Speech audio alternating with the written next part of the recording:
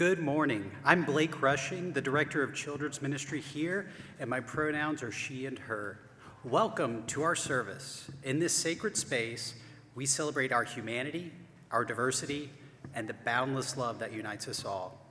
The Unitarian Universalist Congregation of Phoenix strives to be a spiritual community for our time, one that is theologically diverse, radically inclusive, and justice-centered. Our doors swing wide to embrace all who seek a welcoming place. May our worship today be a source of inspiration, a comfort in challenging times, and a call to action. If you are new here, a hearty welcome to you.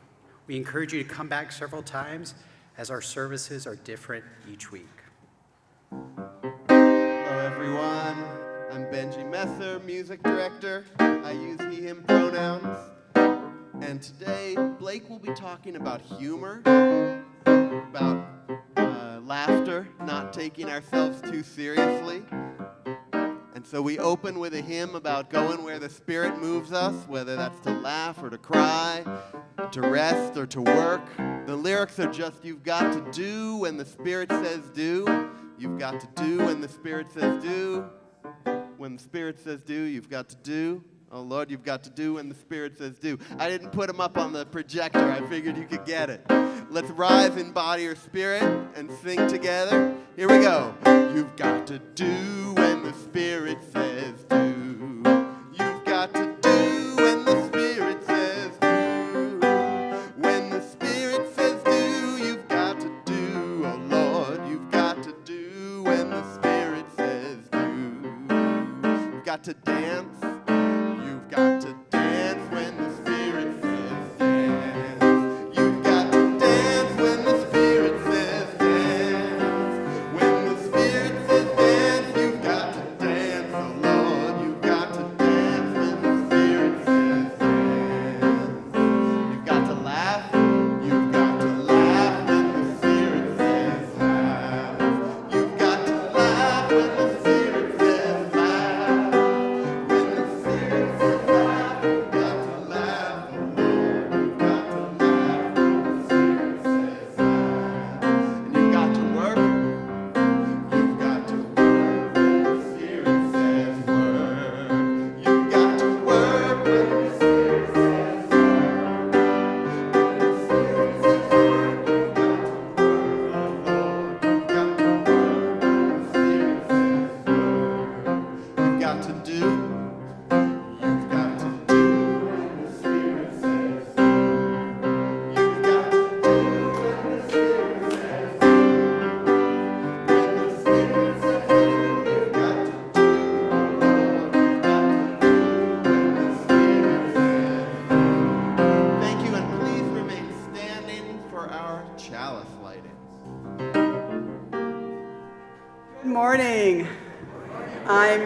says I'm your worship associate today, and my pronouns are she, her. Join me as we recite our covenant, and Jeff Anderla lights our chalice. If you're watching remotely and have a chalice with you, please light it with us. Love is the doctrine of this congregation. The quest for truth is our sacrament, and service is our prayer. To dwell together in peace, to seek knowledge and freedom, to share our strength and fellowship. Thus do we covenant. Before you sit down, please wave to our folks on Zoom, and we always acknowledge the ones on YouTube as well, and take a moment to turn around and smile at your neighbors. Huh? Hi. You've got to light in the chalice when the Spirit says light. You've got to be lit when the chalice says be lit.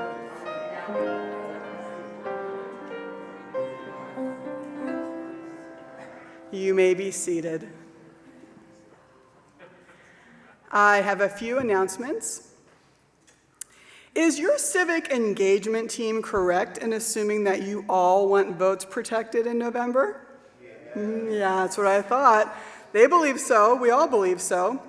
See the compass See the links in Compass from your civic engagement team to apply to be trained as a nonpartisan poll volunteer or paid poll worker. Very important. And remember to sign up for the All Arizona Solidarity Summit on Saturday, September 5th. In our current world, we have short-term focus and lots of short-term whack-a-mole items. But if you're interested in creating long-term change, we need to shift how we think, how we organize, and how we build connections. Come join UU congregations from across Arizona for an inspiring and empowering day. I'm going to let us draw deeper.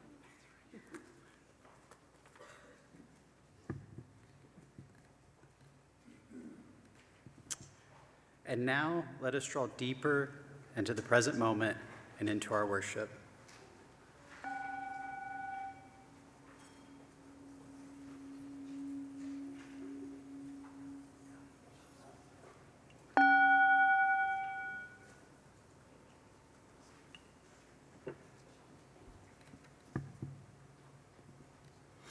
Our opening words are from Amy McKenzie. Welcome to this common, sacred space. Common because we are all welcome. Sacred because here we transform the ordinary and attend to the profound. We carry with us regrets, doubts, fears, stories, laughter.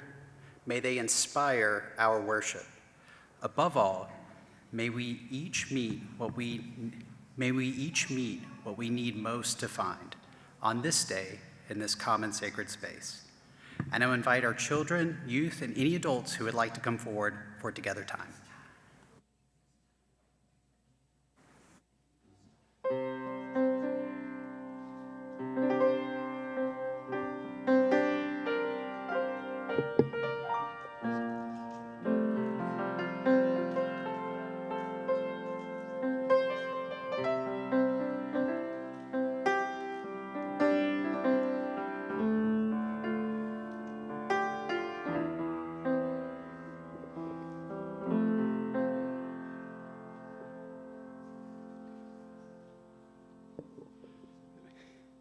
Good morning. Thank you, everyone, for coming up this morning. If you haven't noticed, I'm going to be quite involved in the service this morning, so if you're already tired of my voice, I do apologize. But it is going to continue for just a minute. For Together Time this morning, I wanted to ask you guys for some help with something. And so I want you to start thinking of your funniest joke. The funniest joke that you know, maybe you thought of it, maybe you heard it. Because I'm going to ask you to share those in just a minute. So a little bit about me, and you probably already know this, but I do stand-up comedy, and I think I'm kind of a funny person. And so I wanted to kind of show you guys how to do stand-up comedy this morning. Are you guys interested in kind of learning? Good, good. So the first thing that I want to mention is that the name stand-up comedy can be misleading because I am doing it standing up right now, as you can see, but I can also do it, maybe, hold on, also do it while sitting down, okay? So there's options, there's flexibility. But this morning, our service, I wanted to talk about humor and give us an opportunity to laugh a little bit, to kind of breathe, and to feel some sense of rest and comfort during this time right now. So I would love to have your help. Does anybody have a really funny joke that they'd like to share? I know there's got to be something hilarious. You've got one, okay. Now, if you'd like, I can hand you the microphone if you'd like to. You can practice doing stand-up. Oh, I'll practice doing stand-up. Okay. It was at a school, and there were like third graders, and the teacher asked for the children to tell what they knew about Jesus Christ. And one little boy said, "Well, Jesus died on the cross for us." And another little girl said, Jesus tells us to be kind to everyone. And a third little boy said, Jesus has a red pickup truck, and he doesn't know how to drive it. And the teacher says, well, what do you mean by that? And the little boy said, well, I was riding on the freeway with my dad, and he said, Jesus Christ. And this red pickup truck went by, and he said, Jesus Christ, Willie, when are you going to learn to drive? Thank you. Thank you. Thank you. That's really funny. The only difficulty I have in believing that Jesus Christ would drive a red pickup is if you do read the Bible, right, it lets us know that Jesus drove a Honda. Hear me out. It says that he and all of his disciples were in one accord. So it really must have been a station wagon to fit that many people. Okay. Does anybody else have any joke they'd like to share? Amy, do you have a joke you'd like to share? Oh, good. All right. This is Emmy, everyone. What's your joke? Yeah.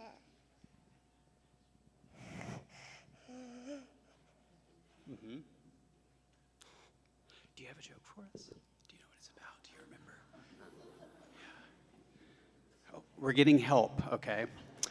Perfect.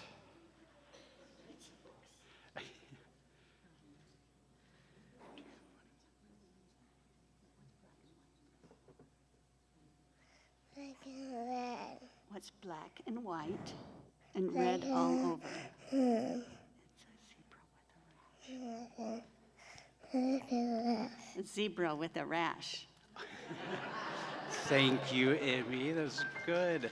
Oh, Tiffin, do you have a funny joke for us this morning? Perfect. Thank you, Tiffin. Why did the dog go in the shade? Why did the dog Go in the shade. go in the shade? Oh, why did the dog go into the shade? Because it was a hot dog. Because he was a hot dog. Oh, that's perfect. Oh my goodness. Thank you guys so much for sharing some jokes with us. I can't do any better. Thank you. Laughter is such a wonderful thing, isn't it? Right? We all get to something we can all share. And so thank you for helping with that this morning, helping us all find reasons to laugh more. All right, we're going to continue our service, so let's head back to our seats. Thank you guys so much.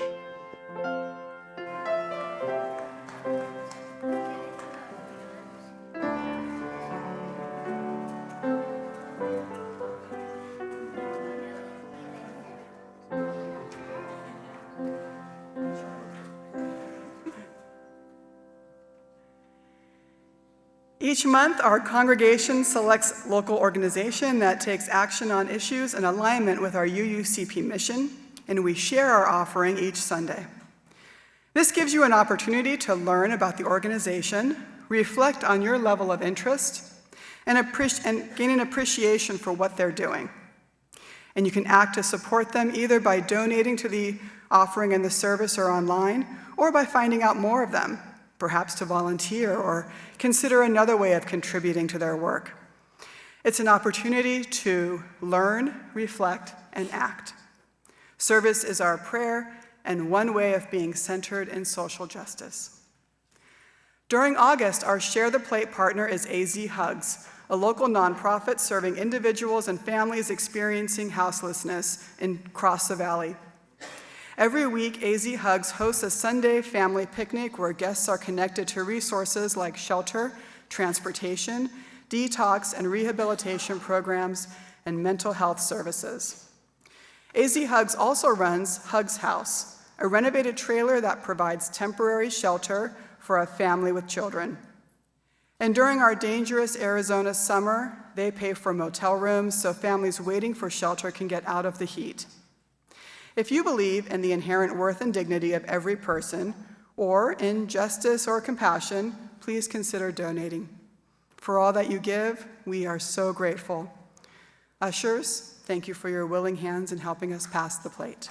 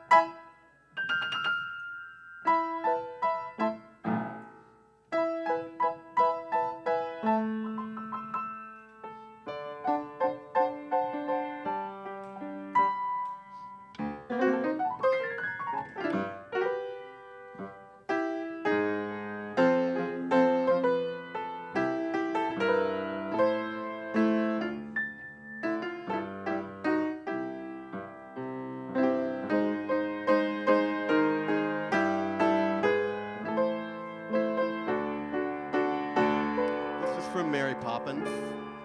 You're welcome to do the laughing. We love to laugh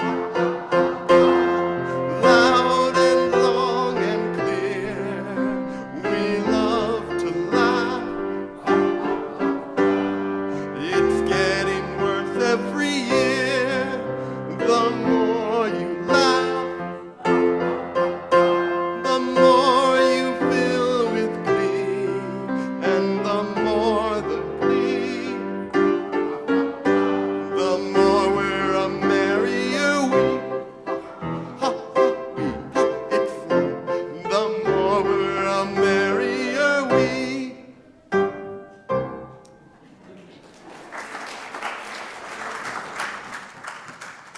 Can't go wrong with Mary Poppins. So we recognize that our lives are interconnected. Part of our journey as a community is sharing our significant milestones, joys, and sorrows. If you're on Zoom, you can put a note in the chat. If you're in person and want us to read your joy or sorrow next week, you can fill out a card before service at the small table in the back of the sanctuary.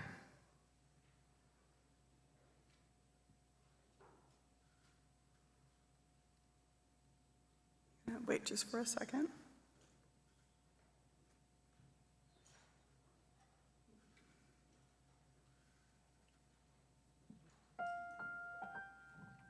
We don't have any in person today. Let's wait for a second to see if we have.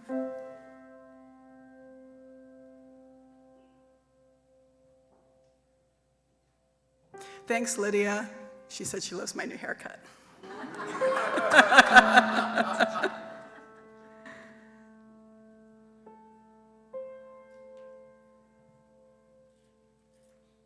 And I don't see any.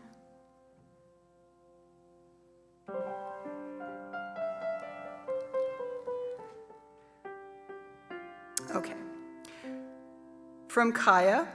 Prayers for my friend, Kaz, who passed away peacefully after a lot of suffering this past year. Kaya, we're sending our love to you and to Kaz and Kaz's family.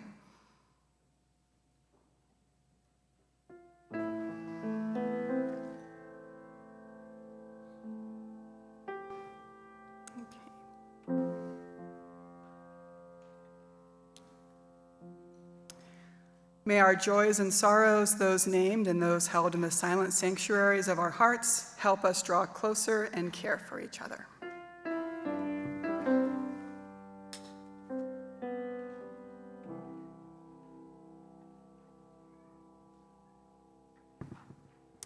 I invite you to a time of meditation and prayer. Take a moment to settle your body, take a few breaths, and be here in this present moment. This morning, I share a meditation with you from Susan Magin entitled Breathe With Me. Breathe with me. You who feel sorrows calling across the oceans, calling across the room, echoing in the spacious cavern of your chest, breathe with me. You who wake with the sun, carrying a restlessness to make justice and do mercy, breathe with me. You who walk humbly, accepting that your gifts for the world will be made by you. You, a soft creature who must pause for meals, water, laughter, and rest. Breathe with me. You who sing by heart songs of peace, hope, joy, and love in this world into a home. Amen, and blessed be.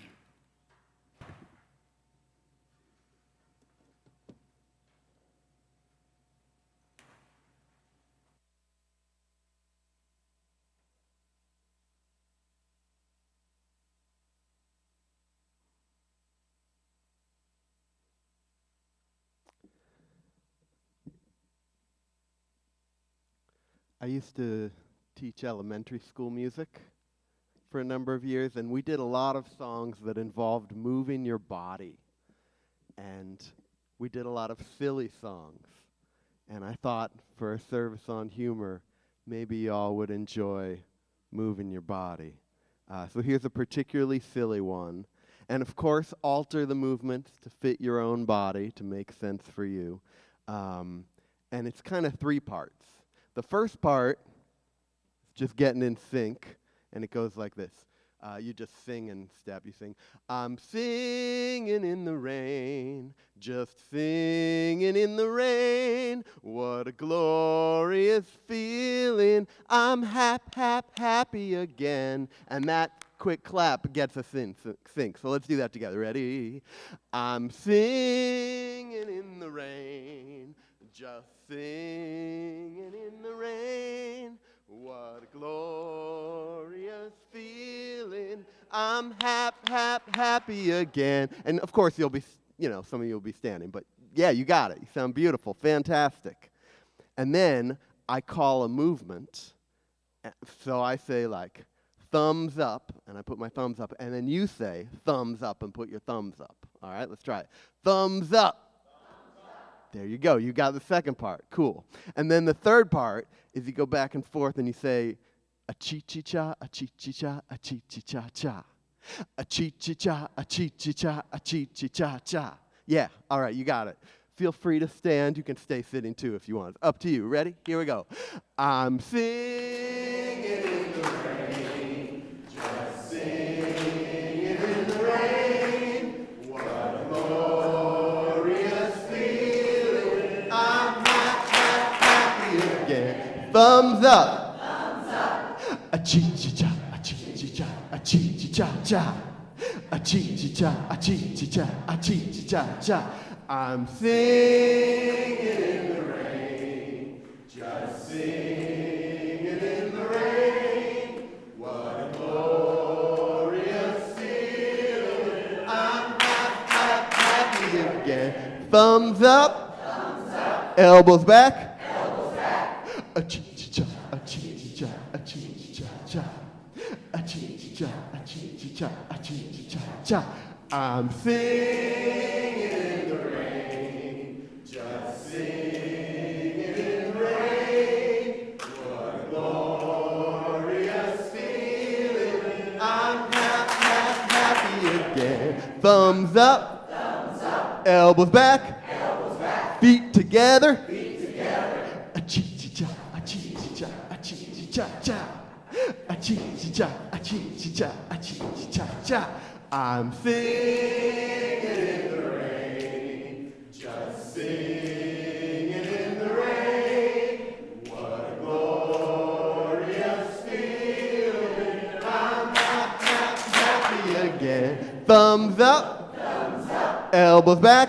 Elbows back. Feet together. Feet together. Bum out. Bum out. A chi-chi-cha, a chi-chi-cha, a chi-chi-cha-cha. A chi-chi-cha, a chi-chi-cha, a chi-chi-cha-cha. I'm singing in the rain, just singing in the rain. What a glorious feeling. I'm happy again. Thumbs up. Thumbs up. Elbows back. Elbows back. Feet together. Feet together. Bum out. Bum out. Head up. Head up. A chi-chi-cha, a chi-chi-cha, a chi-chi-cha-cha. A chi-chi-cha, a chi-chi-cha, a chi-chi-cha. One more. I'm singing in the rain, just singing in the rain. What a glorious feeling. I'm happy again. Thumbs up. Thumbs up. Elbows back. Elbows back. Feet together. Feet together. Bum out. Bum out. Head up. Head up. Tongue out. A ti-ti-ta, a ti-ti-ta, a ti-ti-ta-ta. A ti-ti-ta, a ti-ti-ta, a ti-ti-ta. Thank you all. Please be seated.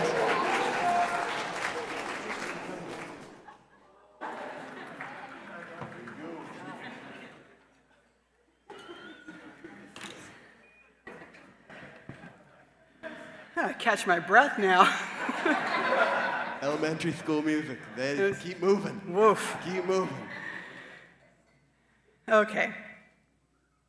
There are certain things in life that are serious. Climate change, grief, relationships, they're all serious. The results of the coming election are serious. Folding a fitted sheet, very serious.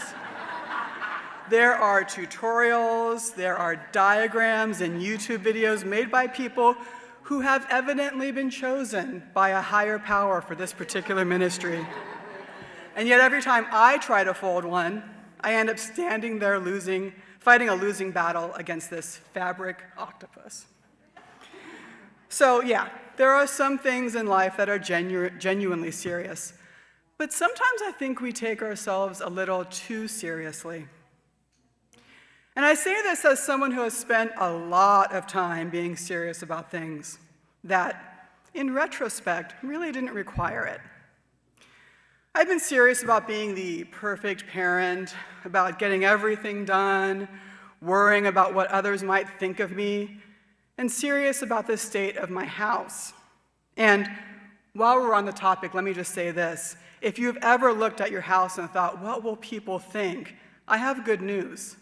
They're not thinking about your house. They have their own insecurities to worry about. The truth is, we are all just walking around desperately trying to convince everyone else that we have it all together. Meanwhile, I'm Googling how long I can leave clothes in the washing machine before they become a biological experiment. And this is one of the things I appreciate about humor. It has a way of knocking us off our little pedestals. I've spent so long worrying about how I will appear to other people, only to confidently push a door that clearly says pull right in front of those very people. And there's something humbling about doing something embarrassing when I've spent the past 20 minutes worrying about looking put together. And you know what that says to me? Thank you. Maybe being put together was never the goal. Maybe the universe is just trying to keep me humble. And I used to get really irritated about things like that. And as I get older, I have fewer F's to give, which is freeing. Although apparently I still have enough F's to give to be concerned about how many F's I have left to give. So I might not be completely healed yet, but I'm working on it. And I can do that because humor gives us permission to be human. It reminds us that we are imperfect creatures, doing our best with incomplete information, questionable judgment, and the completely unreasonable confidence that we can carry all the groceries in the house in one trip. Spoiler alert, we cannot. But that's just being human. We screw things up. We misunderstand each other. We make plans that seem like a great idea at 10 o'clock in the morning, but are deeply suspicious by 3 o'clock in the afternoon. And I think humor becomes especially useful when life doesn't go according to plan, which frankly is most of life. I remember taking a birthing class with a bunch of people who were very committed to detailed birth plans. They knew exactly what music they wanted, exactly what lighting, exactly what positions, the interventions they would and would not accept. They had color-coded binders. Yeah. And the nurses would smile and say, sure, because nurses have seen babies before. Babies are not familiar with your birth plan.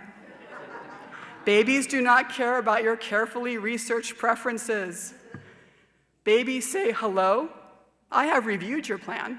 I reject it. Just a pretty good metaphor for parenthood. And it's a pretty good metaphor for life in general. No matter how serious I am about saying the perfect thing or making the perfect decision, being the perfect version of myself, eventually life comes along and says, oh, honey, you're not in charge here. Life is so good at this, right? You make a plan, life laughs. You make a backup plan, Life laughs harder. You make a spreadsheet. Maybe that's just me. Life is now rolling on the floor, laughing. See, human beings are complex creatures. Of course, humor can't fix everything. A joke doesn't erase grief. Laughter doesn't solve injustice. And nobody has successfully gotten through an existential crisis by saying, "Have you tried watching a funny cat video?" Although, to be fair, that probably couldn't hurt sometimes. To be clear, laughter doesn't make everything okay, but it does help us to loosen our grip. It reminds us that we don't have to be perfect, and we don't have to have all the answers. So I hope we can work to find the balance between taking the important things seriously without believing that everything is serious. Let's work to forgive ourselves for being imperfect, and let's work to try and laugh when our plans fall apart. And remember that sometimes the most spiritually mature response to a profound insight can be, "Well, that could have gone better," or it could be a joke about poop. Either way. Life has shown me that we don't get to control the whole story, but we do get to decide whether we make room for a little joy or absurdity or grace or a good laugh, even if we're laughing while holding a fitted sheet, which quite frankly is possibly the only sane response to that.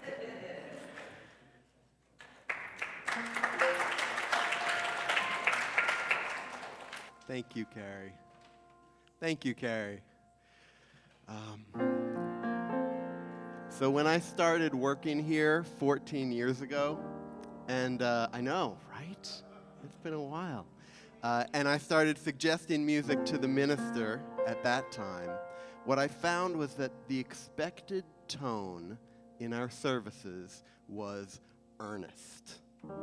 You know, that was what the culture of this place expected and did. That's what we did well. If the service was about finding hope, and I suggested a song about finding hope, they'd say, "Yes, that's perfect. That's exactly what I'm saying." And if the service was about finding hope, and I suggested a song about giving up hope as sort of another comment on it, they'd say, no, that's the opposite of what I'm saying. That doesn't fit. It was all very literal. And that was fine, you know. I was new. I was learning what this place does and what our worship is and what this faith was doing, what our worship team at that time was doing. And there's nothing wrong with earnestness. It can be disarming, it can be powerful, and it can be very welcoming, right? Everybody knows exactly what you're saying. But there are other ways to be effective. And now, after 14 years, I do sometimes offer music that comments on the sermon instead of just echoing it. Blake asked me to talk a little, that's why I'm talking a little more than usual, about humor and kind of how I see it.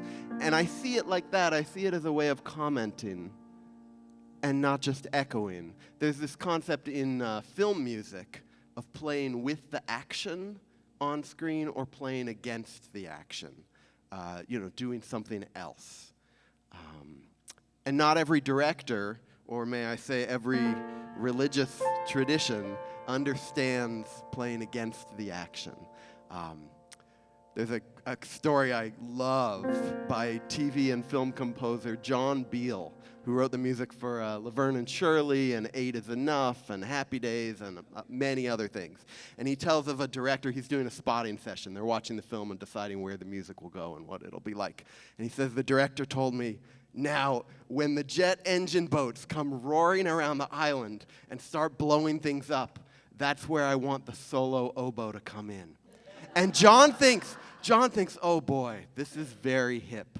You know, an action scene scored emotionally, the hushed, singular voice of the inner man in battle. And his creative reverie is then interrupted by the director who says, "But you'll have to ask him to play really, really loud because there are going to be a ton of explosions." Anyway, I love songs that are funny in that way, that play against expectations. So here's one of those, one of mine. I'm actually in the middle of recording an album that this will be on, and I know, thank you. I will hold a concert here when it comes out, I promise. So this song is from a time in my life when I had been through some breakups. I usually announce it by telling people it's a very sad song. And that I was ready to date again, and I found out I had gained some confidence. I went on a date, and instead of immediately deciding to spend my life with the person I had gone out with, who I am now spending my life with, but at the time, I waited, and I went on a date with someone else. And compared to my early life, that felt so confident. It was arrogant almost. And the arrogance of it made me laugh. And so I wrote this song about it, and I hope you like it.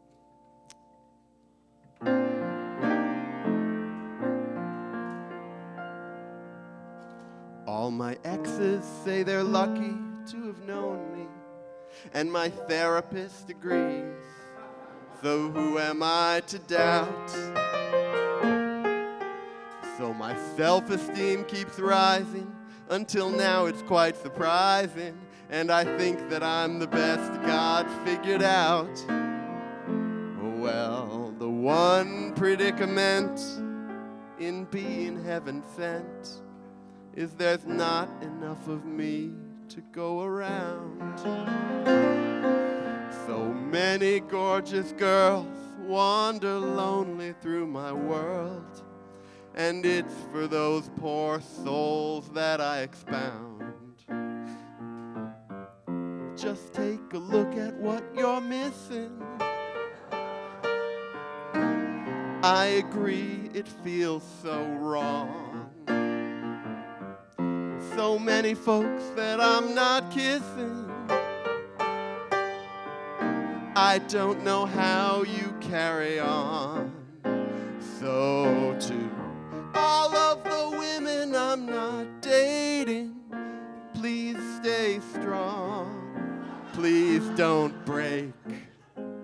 Thinking of all the kids we're not creating, and all the love we'll never make. Oh, I feel bad for you. Oh, I feel bad for you. Oh, I feel bad for you. That's the chorus.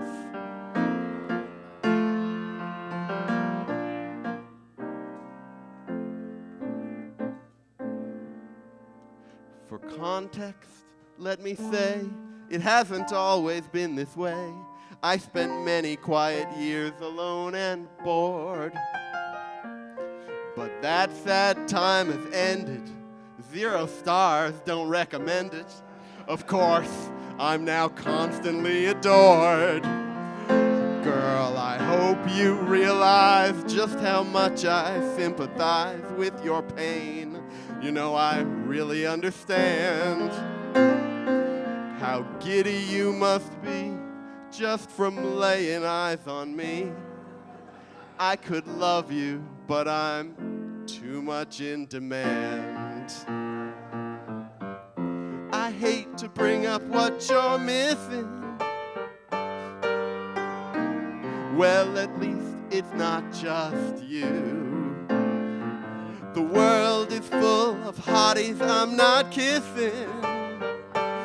And oh, what hardship that must put them through. So to all of the women I'm not dating, please stay strong. Please don't break. Thinking of all the kids we're not creating, and all the love we'll never make. Sing the chorus with me. Oh, I feel bad for you. You've been waiting for a sign. I feel bad for you. Girl, you should never give up trying, but I feel bad for you.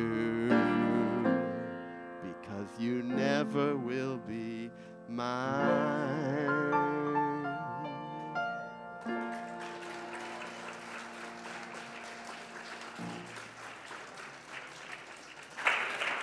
Thank you so much. Benji, that was amazing.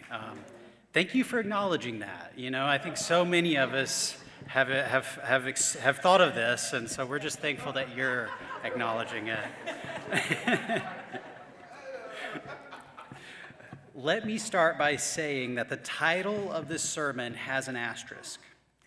Everything that you feel is valid, and it is really as serious as you feel.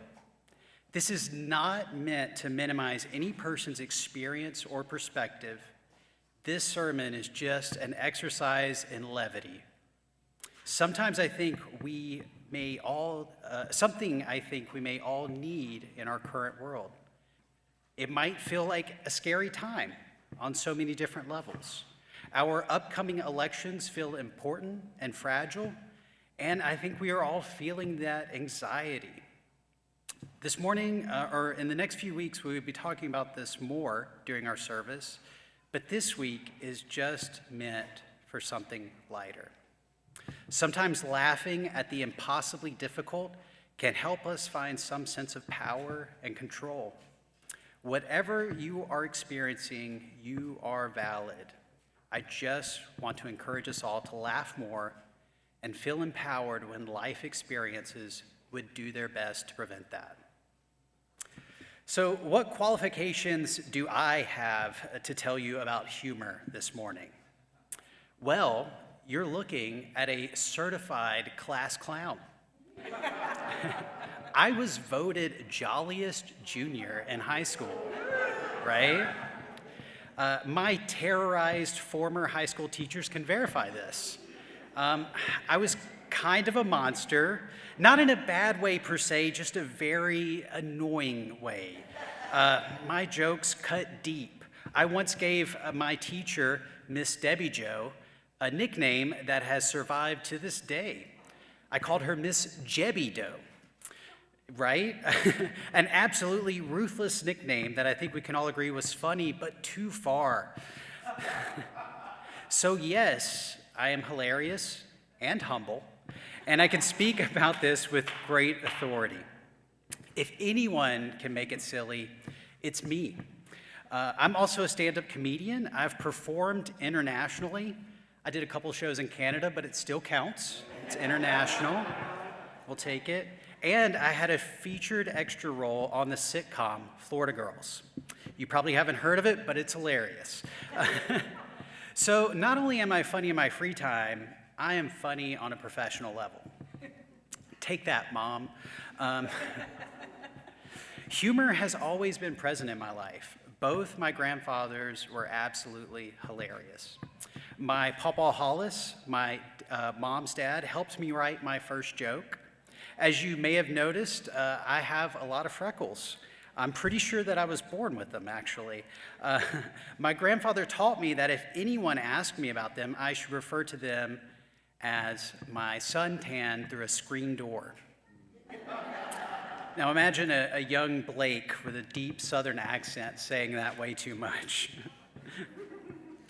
My dad's father, my Pawpaw Allen, loved to tell jokes and then laugh louder than anyone else at them. When he and my grandmother were first married on their first trip to the grocery store together, when it came time to pay for the groceries at the cash register at the end, my grandfather proudly stepped up and told the cashier, "Well, since I'm shacking up with her, I ought to buy her groceries." And laughed way louder than anyone else at this. This mortified my very proper grandmother, who could not bear the idea that a stranger would think she was just shacking up with her husband. This humor that they had and their need to constantly make jokes was a tool to find some joy in their life. I know both of them grew up in extreme poverty, both enlisted in the military at a young age and struggled to find good jobs afterwards. I know life for them was very difficult. but humor was a huge tool that they used to turn their experience around, letting them find joy when life offered little of its own, something that I'm grateful to have learned from them. Have you ever had an experience that went so awful you just had to laugh at it? Anybody? Maybe? Okay, just me, that's fine. Murphy's Law can be quite hilarious when we see it playing out. When I proposed to my first wife when I was in college, both the police and fire department were involved. Talk about everything going wrong. I asked my friend Zillan for a ride that day. First mistake, I asked someone named Zillan. So my soon-to-be fiance wouldn't see my truck and recognize it at her apartment, but Zillan's car happened to match the description of a vehicle that was involved in a violent crime in a neighborhood that we were driving through. Yeah, the plan is going wrong, okay? Of course, his way too loud Honda was a bad idea. After a rather intense interaction with way too many police officers and the realization that, one, we didn't have any weapons, two, we didn't match the descriptions of any persons involved, and three, I had an engagement ring in my pocket and a story about going to propose, the police let us go, and we went on to my, hopefully, new fiance's apartment to set up a grand romantic gesture. Way too many candles. You guys are seeing where this is going. More candles, in fact, than you should light in any room at one time. Did you know too many candles can randomly catch a space on fire? I thought I was sweating from nerves, but it was actually the fire. Thankfully, it was put out quickly enough, and nothing was too terribly damaged in the end, but what a night. And despite the signs indicating otherwise, we got engaged that night. So let this be a lesson to you all. You can have too many candles in a room, and also listen to the signs. You could avoid a Disney-themed wedding. That's right, I'm ashamed to admit it, but I was a Disney adult in my first marriage. I'm not perfect. I've grown, though. I no longer have an annual pass. Life is a joke, and it is written far better than anything I could come up with. All the chaos and randomness of it all is so hard for us to fathom, and it often plays out like a precisely crafted bit for a primetime sitcom. I think realizing that silliness can help us when we are enduring the waves of changes and challenges. Learning to appreciate the absurdity of it rather than fearing it. It's worth being fearful of, I can't deny that, but it's also worth appreciating and seeing the lighter side to it all. Even when everything feels like it's going wrong, and it's appropriate to feel that, it can still be a very interesting, even impressive dumpster fire. Just reading the news could be hilarious. Right now, we are talking about an explosive diarrhea parasite. What? Again, this is actually serious, and if anyone has been impacted by this, I feel for them. This sounds terrible. But what a hilarious combination of words. How far have we fallen from God's grace to have a plague of explosive diarrhea parasites? Honestly, this sounds more like a 90s middle school insult, something I would say in 6th grade to hurt someone else's feelings. But instead, it's just the gamble of eating a salad. By the way, a moment of silence for Salad and Go. It's absolutely ridiculous, and I can't help but laugh at the absurdity of it all.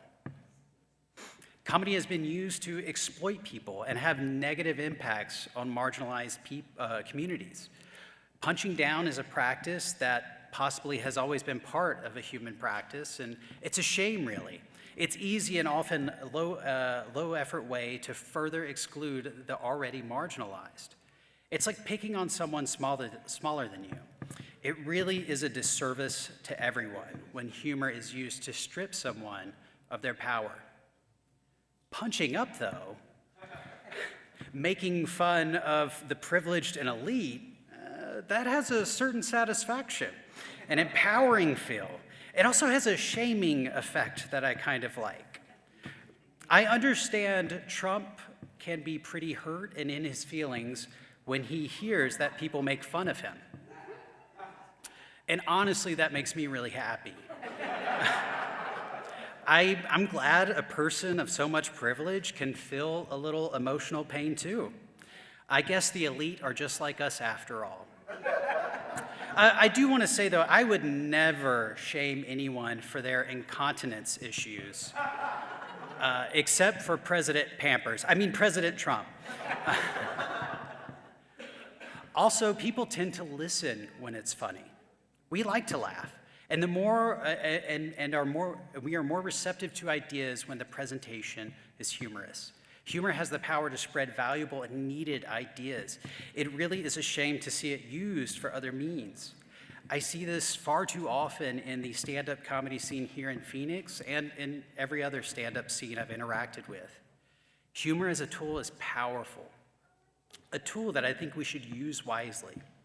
If you make a joke and it negatively impacts any marginalized identities, you're not living up to your best self.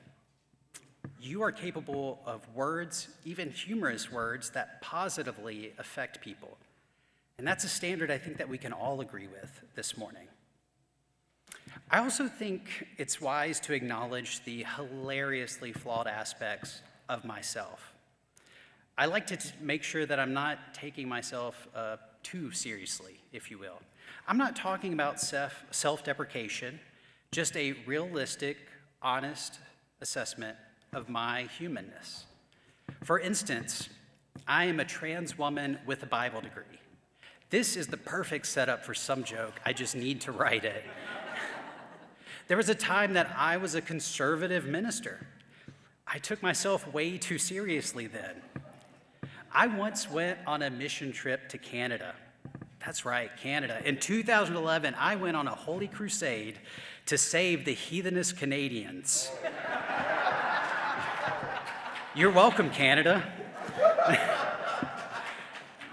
Knowing this about myself, how could I ever take myself seriously? I was a mascot in high school. Yeah. I wanted to be a cheerleader, but they wouldn't let me. They told me that cheerleaders, that was, for girls, and that they needed to find something more appropriate for me. And so, instead of just letting me be one of the girls, they forced me to become a mascot. They kind of pushed me into being a furry. Yeah. That's not what I meant when I said I wanted to come out, It's different. They even named the mascot after me. Yeah. I'm going to give you a little bit of deeper information on myself. My dead name, if you will, I went by a nickname all the way up until I transitioned, and then I started going by Blake, which is my legal name. But I went by a nickname my entire life until then, and that nickname was Bubby. That's right. I used to dress up as a bear and get called Bubby the Bear every Friday night. How can I ever take myself seriously? The list of reasons goes on and on. But it's helpful to remind myself of this sometimes, that my humanness can be silly. When I feel really strongly about something or am really affected by something negative in the world, I try to ask myself, should I take Bubby the Bear so seriously? Not that my feelings are invalid, I just try to remind myself that there is always more to the picture that silly old me has never been able to fully see. And how silly of me to think that the same woman who thought student loans for a Bible degree was a great idea should ever be taken seriously. I also think this practice can benefit us on a community level. Maybe as a congregation, we can also try to remember not to take ourselves too seriously, and even try to see the humor in our own ways. Don't get me wrong, I love being a part of UUCP. I really do believe and support our shared UU values. I just want to acknowledge that maybe we can be a little silly sometimes. For instance, thank you, Sam. For instance, how many UUs does it take to change a light bulb? Well, we don't know. The committee is still discerning that, Sam. But we will let you know as soon as an equitable answer is found. By the way, if you are new here and haven't joined a committee yet, the Committee for Committees will assign you a committee after services. I'm just kidding. We don't have a committee for committees. You just pull a committee out of the hat. No. I love our commitment to covenant and finding justice-centered answers for problems that we face, but does it have to extend to the dishwasher in the kitchen? Rachel would probably say yes, and that's fair. We'll back that up. I think it's beneficial to laugh at these things and also learn from them. If it's silly to take our values to the full extent, even in the most obscure scenarios, then let's keep being silly. Let's keep doing that. But we can also remember that our commitment to tools like covenant and committee are just tools that we use to prioritize love, justice, pluralism, unity, et cetera, not the other way around. Seeing our own silliness in ourselves or on a community level can help us keep in perspective what we are really trying to achieve and not get caught up in our own way, in our own stuff. That kind of reflection helps us get out of our own way. After transitioning, I dealt with a bit of an identity crisis. I had grown up in a church that I knew as my entire world, but that community excluded me immediately. The majority of my family and social connections vanished. My entire career and what I had perceived of my future was gone. Before coming out, I was seen as a wise man of God, if you will. But after coming out, I felt like people just saw me as a dumb broad. Thank you. You can laugh at that. I did find humor in this eventually, realizing that really nothing about me had changed. People were just listening to a dumb broad the whole time and didn't know it. But I wanted to find my voice again. I started doing lectures and panels, sharing my perspective and advocating for marginalized communities. Eventually, though, I wanted to advocate in a way that didn't feel so heavy. So I looked into doing stand-up. I had done stand-up before when I was a minister. It was Christian comedy, and it was cringy, as the joke I said earlier indicates. But I did have a lot of fun doing it. So in 2019, I entered a local comedy contest to give stand-up another shot, this time with a more authentic expression. I didn't win, and that's a different story. I honestly should have at least placed in the contest, but the host of the show and one of the judges gave me awful scores, far lower than the other judges, and accused me of stealing jokes. This host of the show, the person running the show, he did open the show up with a comedy set of his own, and I'm not kidding you. He seriously just did Rodney Dangerfield's greatest hits. And by that I mean the quotes that Michael Scott uses in The Office, those Rodney Dangerfield jokes, just the easiest ones. Right, that guy told me he thought I was stealing jokes and lectured me on how to do comedy and told me he didn't do pronouns or identity stuff. Honestly, having a man think so little of me and talk down to me so much, all while being completely wrong himself, it felt like a gender-affirming experience. It did. It's just awesome being a woman. I love it. But even though the organizer of the event thought little of me. It was obvious that the audience and other people there liked what they heard. I got great feedback and invitations to work with other regional comedians that night. But despite the comedically bad experience with this event organizer, I found that my voice could be heard, that people were actually capable of hearing me, even if it seemed like so many would rather just refuse to because of my identity. This gave me the confidence to do it again and again and again. Confidence that I needed to be the person that I am today, to have the tools that I have today. Humor gave me that. The silliest things I could think of have helped me so much that I continue to share my thoughts and perspectives, even managing to make people laugh sometimes. I'm not special in this way. We all have access to humor. We all have unique perspectives to see the silliness in the storm.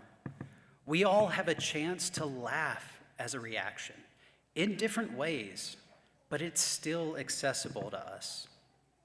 I hope we all find more reasons to laugh today and in the future. I hope we can all learn to take ourselves less seriously and even enjoy our own silliness sometimes. Not losing our passion or purpose, but learning to step out of our own way as we pursue those passions and purposes. May laughing through the storm transform our journey from dreadful to delightful. We are doing so great, we've come so far, and we're going further. May it be so.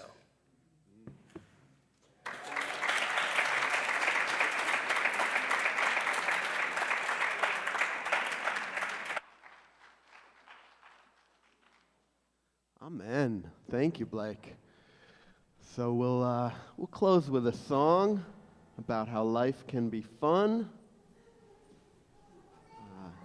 Let It Be a Dance by songwriter Rick Maston from 1976, and it was a favorite around Unitarian Universalist congregations around the country. Well, it's a little tough in some ways because it's a talking song. It's got a sung chorus and some refrains, and the rest of it is like kind of talky, so it's a little hard. But, so because of that, hold on, let me tune. There we go.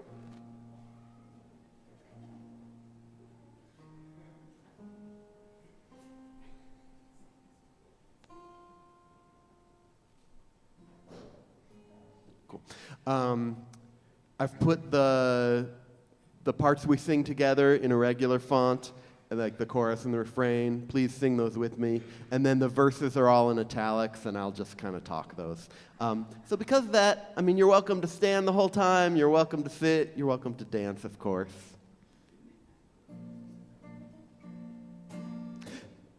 Let it be a dance we do.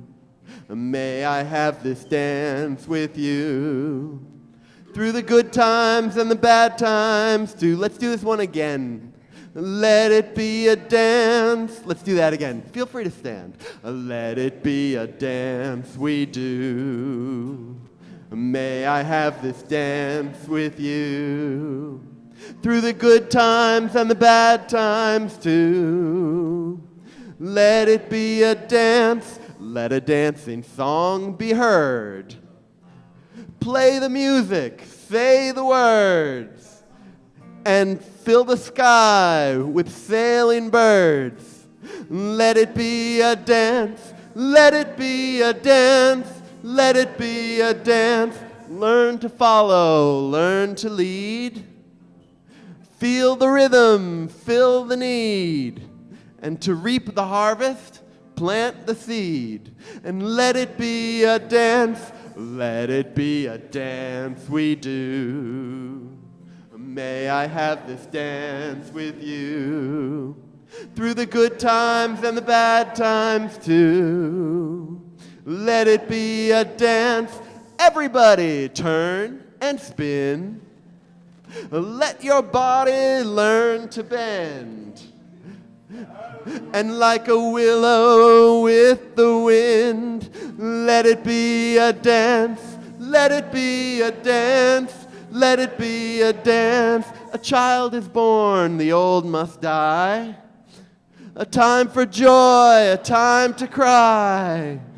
And take it as it passes by. And let it be a dance, let it be a dance. We do. May I have a dance with you. Through the good times and bad times too. Let it be a dance. The morning star comes out at night. Without the dark, there is no light.